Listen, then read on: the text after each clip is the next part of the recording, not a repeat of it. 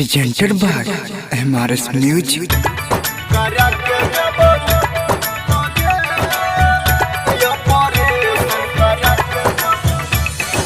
महिमा डीजे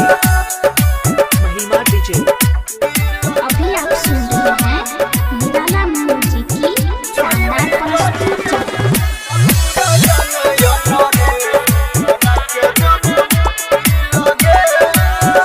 किया करे छी दोसर से बियाह जान गे, हमर जिंदगी के कोई के तबाह जान गे।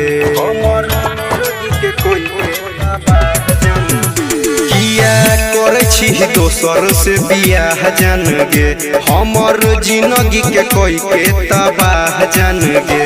तो बुझल नहीं हमर फील गे, जय भी जहिया ससुरा जाना ऑपरेशन करा के देबौ दिल गे।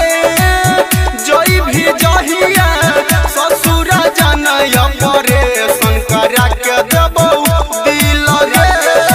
अभी आप सुन रहे हैं सौली चौक वाली से MRS म्यूजिक की शानदार प्रस्तुति।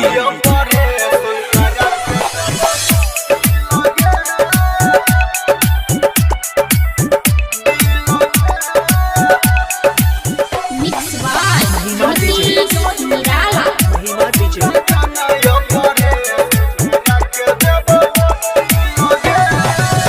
बचपन में प्यार तू हमारा से कैलही, भेलही जवान ताजियते मुआलही।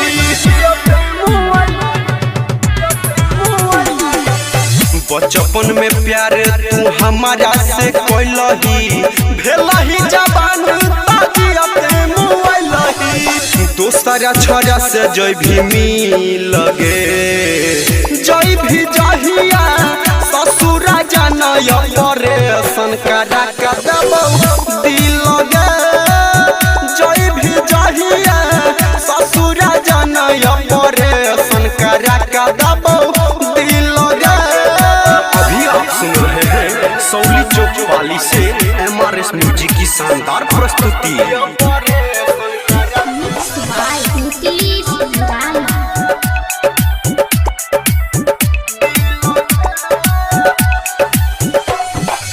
महिमा डीजे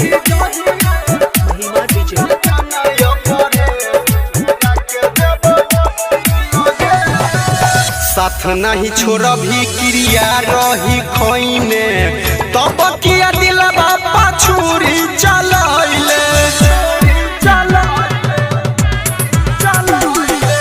साथ नहीं छोड़ भी क्रिया रही खोइने, तब किया दिलवा पाछुरी चलैले। जियल भेले रोशन के मुश्किल गे, जय भी जहिया ससुरा जाना ऑपरेशन करा के देबौ दिल गे। जय भी जहिया ससुरा जाना ऑपरेशन करा के देबौ दिल गे। किया करे छी दोसर से बियाह जान गे, हमर जिंदगी के कोई के तबाह जान गे।